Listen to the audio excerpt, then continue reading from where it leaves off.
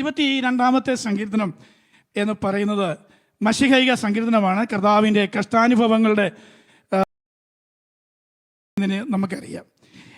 ഇപ്പോഴേ അമേരിക്കയിലും കാനഡയിലും യൂറോപ്പിൻ്റെ പല ഭാഗങ്ങളിലും മെസ്സിയാനിക് ക്രിസ്ത്യാനിറ്റി എന്ന പേരിൽ ഒരു പുതിയ ചർച്ച് സമൂഹം രൂപപ്പെട്ടു വരുന്നുണ്ട്.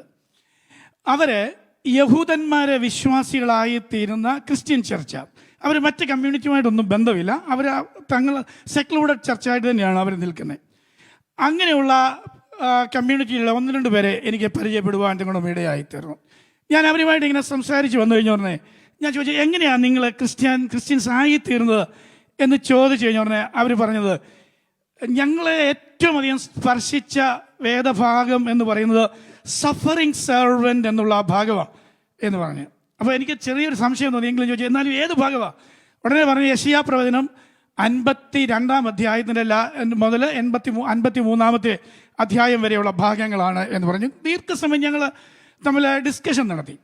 അപ്പോൾ മനസ്സിലായത്, യെശയ്യാ പ്രവചനം 53-ാമത്തെ അധ്യായം മാത്രമേ ബൈബിളിലുള്ളൂ എങ്കിലും ആ ഭാഗം ഒരുവനെ വിശ്വാസത്തിലേക്കും രക്ഷയിലേക്കും ക്രിസ്തുവിലേക്കും നടത്തുവാൻ മതിയായ തിരുവെഴുത്തുകളാണ് എന്ന് എനിക്ക് മനസ്സിലാക്കുവാൻ നമ്മുടെ ഇടയായി തീർന്ന ദൈവത്തിന് സ്തോത്രം.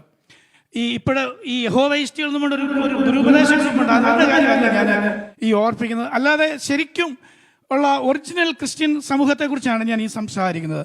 അപ്പോൾ ഞാൻ അതേക്കുറിച്ച് കൂടുതൽ ഇങ്ങനെ സംസാരിച്ച് മനസ്സിലാക്കി വന്നപ്പോഴേ യെശയ്യാ പ്രവചനം എന്ന് പറയുന്നത് സഫറിങ് സെർവൻറ്റിനെയാണ് നമ്മൾ കാണുവാൻ നമ്മുടെ ഇടയായി 53-ാമത്തെ അധ്യായത്തിൽ.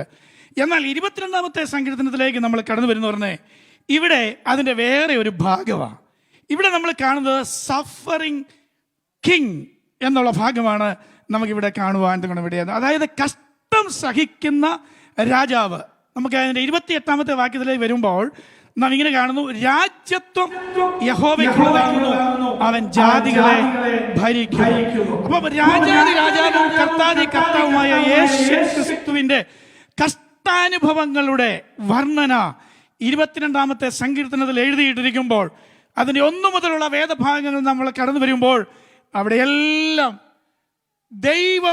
ദൈവം ഭൂമിയിൽ വന്ന് എങ്ങനെ കഷ്ടം സഹിച്ച്, എന്തിനു വേണ്ടി കഷ്ടം സഹിച്ചു എന്ന് നമുക്ക് കാണുവാൻ ഗുണം ഇടയായി തീരുന്നുണ്ട്. ദൈവത്തിന് സ്തോത്രം. നമ്മൾ വേദപുസ്തകം ആകമാനമായിട്ട് വായിക്കുകയും പഠിക്കുകയും ചെയ്യുമ്പോൾ വേദപുസ്തകത്തിൻ്റെ ആകെ തുക എന്ന് പറയുന്നത് 2 വംശാവലികളുടെ പട്ടികയാണ്. വേദപുസ്തകത്തിൻ്റെ ആകെ തുക എന്ന് പറയുന്നത് 1-ാമത്തെ വംശാവലി എന്ന് പറയുന്നത് 1-ാമത്തെ ആദാമിൻ്റെ വംശാവലിയാണ്. അത് ഉൽപ്പത്തി പുസ്തകം 3-ാമത്തെ അധ്യായം മുതൽ തുടങ്ങുന്നുവെങ്കിലും അത് കാണുന്നത് 5-ാമത്തെ അധ്യായത്തിലാണ്. ഒടുക്കത്തെ ആദാമിൻ്റെ വംശാവലി പട്ടികയാണ് 2-ാമത്തെ വംശാവലി പട്ടിക. അത് മത്തായിയുടെ സുവിശേഷത്തിലും ലൂക്കോസിൻ്റെ സുവിശേഷത്തിലും നമ്മൾ കാണുന്നുണ്ട്. എങ്കിലും അതിൻ്റെ അവസാനം എന്ന് പറയുന്നത്, അതിൻ്റെ പൂർത്തീകരണം എന്ന് പറയുന്നത് ജീവൻ്റെ പുസ്തകത്തിൽ പേരെഴുതപ്പെടുന്ന ഒറിജിനൽ വംശാവലിയാണ് എന്ന് എനിക്ക് മനസ്സിലാക്കുവാൻ ഗുണം ഇടയായി തീരുന്നുണ്ട്. ദൈവത്തിന് സ്തോത്രം. ഈ 2 വംശാവലികളുടെ ആകെത്തുകയാണ് മനുഷ്യ ചരിത്രം, ബൈബിളിൻ്റെ ചരിത്രം എന്ന് പറയുന്നത്. എന്താണ് 1-ാമത്തെ ആദാമിൻ്റെ വംശാവലിയുടെ ചരിത്രം എന്ന് പറയുന്നത്? ഉൽപ്പത്തി പുസ്തകം 1-ാം അധ്യായത്തിൻ്റെ 23-24 വാക്യങ്ങൾ നമ്മൾ വായിക്കുമ്പോൾ ദൈവത്തിൻ്റെ സാദൃശ്യത്തിലും ദൈവത്തിൻ്റെ സ്വരൂപത്തിലും ദൈവം മനുഷ്യനെ സൃഷ്ടിച്ചു എന്ന് നമ്മളവിടെ വായിക്കുന്നുണ്ട്. ദൈവത്തിന് സ്തോത്രം. എന്നാൽ ഉൽപ്പത്തി പുസ്തകം 5-ാമത്തെ അധ്യായത്തിലേക്ക് നമ്മൾ കടന്നു വരുമ്പോൾ ആദാമിന് ഒരു മകൻ ജനിച്ചു, അവന് ശേത്ത് എന്നവൻ പേരിട്ടു. അവിടെ എഴുതിയിരിക്കുന്നത് എങ്ങനെയാണ്? അവൻ ആദാമിൻ്റെ സാദൃശ്യപ്രകാരം, ആദാമിൻ്റെ സ്വരൂപപ്രകാരം എന്നാണ് നമ്മൾ അവിടെ കാണുന്നത്. ദൈവത്തിന് സ്തോത്രം. എന്താണ് ഇതിൻ്റെ അർത്ഥം? സ്തോത്രം. ദൈവത്തിൻ്റെ മകനായി ജനിക്കപ്പെട്ട ആദാം, ദൈവത്തിൻ്റെ മകനായി മെനയപ്പെട്ട ആദാം 5-ാമത്തെ അധ്യായത്തിൽ വംശാവലി പട്ടിക എഴുതുമ്പോൾ ആ ദൈവത്തിൻ്റെ സാദൃശ്യത്തിൽ നിന്നും അടുത്ത തലമുറ ആദാമിൻ്റെ വംശാവലിയിലേക്ക്, ആദാമിൻ്റെ സാദൃശ്യത്തിലേക്ക് മാറുവാൻ ഗുണം ഇടയായി തീർന്നു. ഈ സാദൃശ്യത്തെയാണ് പൗലോസ് ശ്ലീഹ റോമാലേഖനത്തിൽ ഇങ്ങനെ വിളിക്കുന്നു, പാപ ജഡത്തിൻ്റെ സാദൃശ്യം എന്നാണ് വിളിച്ചിരിക്കുന്നത്. നമുക്ക് കാണുവാൻ ഗുണം ഇടയായി തീർന്നു. എന്ന് പറഞ്ഞാൽ ദൈവപുത്രനായി ഭൂലോകത്തെയും പ്രപഞ്ചത്തെയും സകല ജീവജാലങ്ങളെയും അടക്കി വാഴുവാൻ ആധിപത്യത്തിന്റെ അധികാരം പ്രാപിച്ചിരുന്ന ആദാം ദാസനായി തീർന്നു, അല്ലെങ്കിൽ ആധിപത്യം നഷ്ടപ്പെട്ടവനായി തീർന്നു. അതിന് ഏറ്റവും വലിയ അടയാളം എന്ന് പറയുന്നത് സ്വന്തം സാദൃശ്യപ്രകാരം അടുത്ത തലമുറ, അടുത്ത വംശം ജനിക്കത്തക്കവണ്ണം ഒരു പതനത്തിലേക്ക് വീണുപോയി എന്നുള്ളതാണ് ആദാമിൻ്റെ വംശാവലി, അല്ലെങ്കിൽ ഒന്നാമത്തെ ആദാമിൻ്റെ വംശാവലിയിലൂടെ നമുക്ക് കാണുവാൻ ഗുണം ഇടയായിത്തീരുന്നത്. അങ്ങനെ ഒന്നാമത്തെ മനുഷ്യന്റെ വംശാവലി പാപത്തിന്റെ പട്ടികയിൽ വീണുപോയ മാനവജാതിയെ രക്ഷിക്കാൻ വേണ്ടി ദൈവപുത്രൻ ആയിരുന്ന യേശു ക്രിസ്തു തന്നെത്താൻ ഒഴിച്ചു വേഷത്തിൽ മനുഷ്യനായി ഈ ഭൂമിയിലേക്ക് വന്നു. അവിടെ തന്നെത്താൻ ഒഴിച്ചു എന്നുള്ള ആ ഭാഗം നമ്മൾ ചിന്തിക്കുമ്പോൾ പല ആൾക്കാരും പറയാറുണ്ട് യേശു ക്രിസ്തു തൻ്റെ ദൈവത്വം സ്വർഗത്തിൽ ഉരിഞ്ഞു വെച്ചിട്ട് ഭൂമി വന്നെന്നൊക്കെ പഠിപ്പിക്കുന്ന ആൾക്കാരുണ്ട്. അത് ശരിയല്ല, അത് തെറ്റാണ്. ദൈവം ഉരിഞ്ഞു വെച്ചു, അല്ലെ യേശു ക്രിസ്തു ഉരിഞ്ഞു വെച്ചു എന്ന് പറയുന്നത് തൻ്റെ മഹത്വത്തിൻ്റെ തേജസ്സിന്റെ വസ്ത്രം സ്വർഗത്തിൽ ഉരിഞ്ഞു വെച്ച് മനുഷ്യനായി തീർന്ന സാധാരണക്കാരിൽ നമ്മിൽ ഒരുവനെ പോലെ, എബ്രായ ലേഖന കർത്താവിന്റെ ഭാഷയിൽ പറയുകയാണെങ്കിൽ മക്കൾ ജഡരക്തങ്ങളോട് കൂടിയവർ ആകുകൊണ്ട് അവനും അവരെ പോലെ ജഡരക്തങ്ങളോട് കൂടിയവനായി ഈ ഭൂമിയിൽ വന്ന് നമുക്ക് വേണ്ടി മരണം ആസ്വദിക്കുവാൻ ഗുണമിടയായി തീർന്നു. ദൈവമക്കളെ, ഇന്ന് പകൽ ഓർപ്പിക്കട്ടെ, യേശു ക്രിസ്തു മരിക്കുകയല്ലായിരുന്നു, ബട്ട് ഹി ടേസ്റ്റഡ് ഡെത്ത് എന്നാണ്. മരണം ആസ്വദിക്കുകയായിരുന്നു. ദൈവത്തിന് സ്തോത്രം. ദൈവം മരിക്കാനൊക്കത്തില്ല until and unless he die himself, അല്ലേ? സ്വച്ഛിന്ത മൃത്യു എന്നാണ് നമുക്ക് അത് കാണുവാൻ ഗുണമിടയായി തീർന്നത്. അതുകൊണ്ടാണ് യേശു ക്രിസ്തു ക്രൂശിൽ കിടന്നുകൊണ്ട് ഇങ്ങനെ പറഞ്ഞു, പിതാവേ, എൻ്റെ പ്രാണനെ ഞാൻ തൃക്കരങ്ങളിൽ സമർപ്പിക്കുന്നു. ദൈവത്തിന് സ്തോത്രം.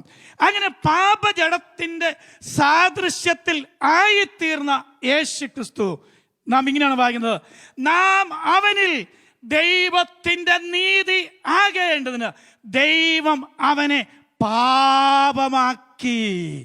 ദൈവത്തിന് സ്തോത്രം. തെറ്റിദ്ധരിക്കല്, ദൈവം അവനെ പാപിയാക്കി എന്നല്ല വാക്യം വന്നേ. അങ്ങനെ ആയിരുന്നെങ്കിലുണ്ടല്ലോ എല്ലാം തകിടം മറിഞ്ഞു പോയേനെ. ദൈവത്തിന് സ്തോത്രം.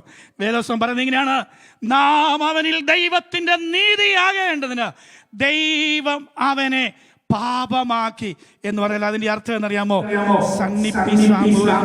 സകല പാപങ്ങളും അവന്റെ ചുമലിൽ പിതാവായ ദൈവം യേശുക്രിസ്തുവിൽ എന്റെ സകല പാപങ്ങളും ചുമത്തുവാൻ ഗുണം ഇടയായി തീർന്നു. ഇവിടെ ഇരുന്ന ഓരോരുത്തരുടെയും സകല വ്യക്തിവിധങ്ങളുടെയും സ്തോത്രം നന്മ തിന്മകളെ കുറിച്ചുള്ള അറിവിന്റെ ബോധ്യം വന്ന ഒരു വ്യക്തിയുടെ ജീവിതത്തിന്റെ അന്നു മുതലുള്ള സകല ജീവിതാനുഭവങ്ങളിലും വന്നുപോയ തെറ്റുകൾക്ക് വേണ്ടിയും പാപങ്ങൾക്ക് വേണ്ടിയും കടങ്ങൾക്ക് വേണ്ടിയും അകൃത്യങ്ങൾക്ക് വേണ്ടിയും യേശു മരിച്ചു എങ്കിൽ നമ്മുടെ അകൃത്യങ്ങളെയും ലംഘനങ്ങളെയും പാപങ്ങളെയും അവന്റെ മേൽ ചുമത്തി. നിങ്ങൾ ഗോൽഗോഥായിലേക്ക് ഒന്ന് നോക്ക് ദൈവമക്കളെ. നമ്മുടെ പാപം അവന്റെ മേൽ ചുമത്തപ്പെട്ടതിന്റെ ആ വെയിറ്റ് കൊണ്ട്, അതിന്റെ കാഠിന്യം കൊണ്ട്, അത് ചുമക്കുവാനുള്ള കാഠിന്യം സഹിക്കവയ്യാതായപ്പോൾ എന്ത് സംഭവിച്ചെന്നറിയാമോ? അവന്റെ ക്രിസ്തുവിന്റെ ശരീരത്തിലെ ഓരോ ലോമികകളും പൊട്ടുവാൻ ഗുണമിടയായി തീർന്നു. രോമകൂപത്തിലൂടെ രക്തം വമിക്കുവാൻ ഗുണമിടയായി തീർന്നു. ദൈവത്തിന് സ്തോത്രം.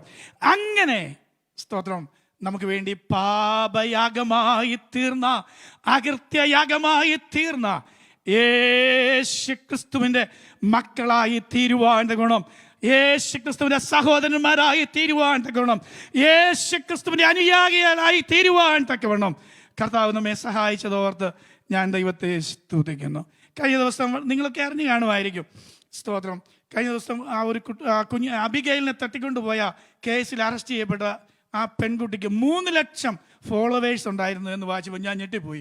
3 ലക്ഷം ഫോളോവേഴ്സും 5 ലക്ഷം രൂപ വരുമാനവും. ഞാൻ ഇച്ചിരി നേരം ചിന്തിച്ചിരുന്നു. ഞാൻ പറഞ്ഞു, കർത്താവേ, ഞാൻ എത്ര ഭാഗ്യവാനാ. എന്താ നിയമോ, 3 ലക്ഷം ഫോളോവേഴ്സ് ഇല്ലെങ്കിലും എനിക്ക് വളരെ കുറച്ച് ഫോളോവേഴ്സേ ഉള്ളൂ, 2-3 ഒക്കെ കാണത്തുള്ളൂ. പക്ഷെ ഇതൊന്നും ഇല്ലെങ്കിലും ഏറ്റവും ഏറ്റവും വലിയ ഗുരുവിനെ അനുഗമിക്കുവാൻ, ഏറ്റവും വലിയ ഗുരുവിൻ്റെ ഫോളോവറായി തീരുവാൻ കർത്താവിനെ സഹായിച്ച അവൻ്റെ കൃപയെ ഓർത്ത് ഇന്ന് പകൽ നമുക്ക് ദൈവത്തിന് സ്തോത്രം ചെയ്യാം. Praise the Lord, praise the Lord. ഇന്ന് പകൽ ഓർപ്പിക്കട്ടെ, വേഗത്തിൽ എൻ്റെ വാക്കിൽ അവസാനിപ്പിക്കട്ടെ. ആദാമിൻ്റെ വംശാവലി ഉൽപ്പത്തി പുസ്തകം 5-ാം അധ്യായത്തിൽ ആരംഭിച്ചു എങ്കിൽ ഒടുക്കത്തെ ആദാമായ യേശു ക്രിസ്തുവിന്റെ വംശാവലി മത്തായിയുടെ സുവിശേഷത്തിലും മർക്കോസിന്റെ സുവിശേഷത്തിലും എഴുതിയിട്ടു. പക്ഷെ അതിന്റെ പൂർത്തീകരണത്തിന്റെ വാക്ക് ഇങ്ങനെയാണ് നാം കേൾക്കുന്നത്: അവൻ സന്തതിയെ കാണുകയും ദീർഘായുസ് പ്രാപിക്കുകയും ചെയ്തു. അത് ആ സന്തതിയും ആ തലമുറയും മത്തായിയുടെ സുവിശേഷത്തിലില്ല, അത് ലൂക്കോസിന്റെ സുവിശേഷത്തിലില്ല. അത് എവിടെ ഉണ്ടെന്ന് അറിയാമോ? ജീവന്റെ പുസ്തകത്തിൽ. അതുകൊണ്ടാണ് നാം ഇങ്ങനെ വായിക്കുന്നത്: അവനെ കൈക്കൊണ്ട് അവൻ്റെ നാമത്തിൽ വിശ്വസിക്കുന്ന ഏവർക്കും ദൈവമക്കളായി തീരുവാൻ അവൻ അധികാരം കൊടുത്തു. ദൈവത്തിന് സ്തോത്രം. ദൈവമക്കളെ, വേദപുസ്തകം വീട്ടിൽ പോയിട്ടൊന്ന് വായിച്ചു നോക്കണം. ഈ മനുഷ്യനെ കുറിച്ച് പഴയ നിയമത്തിൽ പ്രധാനമായിട്ടും പറയുന്നത് മനുഷ്യപുത്രൻ എന്നൊരു പ്രയോഗമാണ്. സ്തോത്രം. പല ആവർത്തി മനുഷ്യപുത്രൻ മനുഷ്യപുത്രൻ എന്നൊരു പ്രയോഗമുണ്ട്. ദൈവത്തിന് സ്തോത്രം. എന്നാലുണ്ടല്ലോ, യേശുക്രിസ്തുവിനെ കുറിച്ച് നമ്മൾ വായിക്കുന്നത് ദൈവപുത്രൻ എന്ന് തന്നെയാണ്. നെബൂഖദ്നേസർ ശദ്രക്കിനെ കുറിച്ചും മേശക്കിനെ കുറിച്ചും ഒക്കെയുള്ള ആ സംഭവ വിഷയത്തിൽ നെബൂഖദ്നേസർ പറയുന്നുണ്ട്, ദൈവപുത്രനോട് സദൃശ്യനായ ഒരുവനെ ഞാൻ കാണുന്നു എന്ന്. ദൈവത്തിന് സ്തോത്രം. അപ്പോൾ അവിടെയെല്ലാം ദൈവപുത്രൻ എന്ന പ്രയോഗമുണ്ട്, മനുഷ്യപുത്രൻ എന്ന പ്രയോഗമുണ്ട്. മനുഷ്യപുത്രൻ എന്നുള്ള പ്രയോഗം നമ്മളെ കുറിക്കുമ്പോൾ ദൈവപുത്രൻ എന്നുള്ളത് യേശുക്രിസ്തുവിനെ കുറിക്കുന്നു. സ്തോത്രം.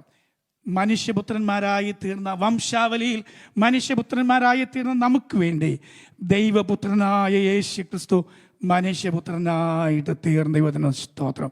ഇനി ഒരു കാര്യം കൂടെ ഓർപ്പിക്കട്ടെ. നമ്മളെല്ലാം സ്വർഗത്തിൽ ചെല്ലുന്ന ഒരു സമയമുണ്ട്, നിത്യതയിലേക്ക് നമ്മൾ ചെന്ന് കയറുന്ന ഒരു സമയമുണ്ട്. അവിടെയെല്ലാം അന്നെല്ലാം ഉണ്ടല്ലോ യേശുക്രിസ്തുവിനെ നമ്മൾ കാണുന്നത് മനുഷ്യപുത്രനായിട്ടാണ്. മനുഷ്യപുത്രനോട് സദൃശ്യനായ ഒരുവൻ, മനുഷ്യപുത്രനോട് സദൃശ്യനായ ഒരുവൻ എന്നുള്ള പ്രയോഗമാണ് നമുക്ക് കാണുവാൻ ഗുണപടിയായിത്തീരുന്നത്. ഇതിന് തമ്മിൽ ഒരു ചെറിയ വ്യത്യാസമുണ്ട്. യേശുക്രിസ്തുവിനെ ദൈവപുത്രൻ എന്ന് വിശേഷിക്കുമ്പോൾ അവൻ്റെ ശരീരത്തിൽ മുറിവുകളില്ല. എന്നാൽ ദൈവപുത്രൻ എന്നുള്ളത് മാറി മനുഷ്യപുത്രൻ എന്നുള്ള ആ വിവക്ഷയിലേക്ക് വരുമ്പോൾ യേശുവിൻ്റെ ശരീരത്തിൽ 5 മുറിവുകളുണ്ട്. ഇന്ന് പോലെ ആ മുറിവുകൾ എനിക്ക് വേണ്ടിയായിരുന്നു എന്ന് വിശ്വസിക്കുന്ന ദൈവത്തിൻ്റെ പൈതൽ താൻ അറിയാതെ വിളിച്ചിങ്ങനെ പറയും: എൻ്റെ കർത്താവും എൻ്റെ ദൈവവുമായുള്ളവേ. എന്താ കാര്യമെന്നറിയാമോ? ഞാൻ എൻ്റെ അക്ഷരികമായ കണ്ണുകൾ കൊണ്ട് അവൻ്റെ മുറിവുകൾ കണ്ടില്ല എങ്കിലും, എൻ്റെ അക്ഷരികമായ കൈകൾ കൊണ്ട് അവൻ്റെ മുറിവുകളിൽ തൊട്ടില്ല എങ്കിലും, വിശ്വാസത്തിൻ്റെ കണ്ണുകളാൽ എൻ്റെ യേശുവിൻ്റെ മുറിവുകളെ ഞാൻ കാണുകയും എൻ്റെ വിശ്വാസത്തിൻ്റെ കൈകളാൽ അത് സ്പർശിക്കുക അല്ല, ഞാൻ അങ്ങോട്ട് സ്പർശിക്കുകയല്ലായിരുന്നു, അവൻ എന്നെ ഇങ്ങോട്ട് സ്പർശിക്കുകയായിരുന്നു. അവൻ എന്നെ ഇങ്ങോട്ട് സ്പർശിച്ചത് എൻ്റെ ശരീരത്തിൽ അനുഭവിച്ചറിയുവാൻ ഇടയായി തീർന്നു എന്ന് വിശ്വസിക്കുന്ന ദൈവജനം കര ഉയർത്തി വന്ന് ദൈവത്തിന് സ്തോത്രം ചെയ്താട്ട്. ദൈവത്തിന് ജനമേ, പലരായ നാം ക്രിസ്തുവിൽ ഏക ശരീരമാകുന്നു എന്നുള്ള ഈ മേശ നമ്മെ ഓർപ്പിക്കുമ്പോൾ ഇന്ന് പകൽ ഓർപ്പിക്കട്ടെ, വീണ്ടും നമുക്കൊന്നുകൂടെ സമർപ്പിക്കാം. എന്താണെന്നറിയാമോ? സ്തോത്രം. ഒരു സഫറിങ് സെർവൻറ്റ്, ഒരു സഫറിങ് കിങ് എനിക്ക് വേണ്ടി യാഗമായി തീർന്നതുകൊണ്ട് ഞാൻ വീണ്ടും ആ വാക്യം ഓർപ്പിക്കുന്നു. നാം അവനിൽ ദൈവത്തിൻ്റെ നീതി ആകേണ്ടതിന് ദൈവം യേശുക്രിസ്തുവിനെ പാപമാക്കി തീർത്തു. അവൻ്റെ യാഗത്തിലൂടെ എനിക്ക് പാപമോചനവും വിടുതലും വീണ്ടെടുപ്പും നീതീകരണം ലഭിച്ചു. അതുകൊണ്ട് പലരായ നാം ക്രിസ്തുവിൽ ഏക ശരീരമാകുന്നു എന്നുള്ള ഉത്തമ ബോധ്യത്തോടുകൂടെ ഈ ശുശ്രൂഷയിൽ സംബന്ധിക്കുവാൻ കർത്താവ് നമുക്ക് കൃപ ചെയ്യട്ടെ എന്ന് ഹൃദയംഗമായി പ്രാർത്ഥിച്ചുകൊണ്ട് എനിക്ക് പ്രത്യേകം നന്ദി അറിയിച്ചു ഞാൻ വിരമിക്കുന്നു. കർത്താവ്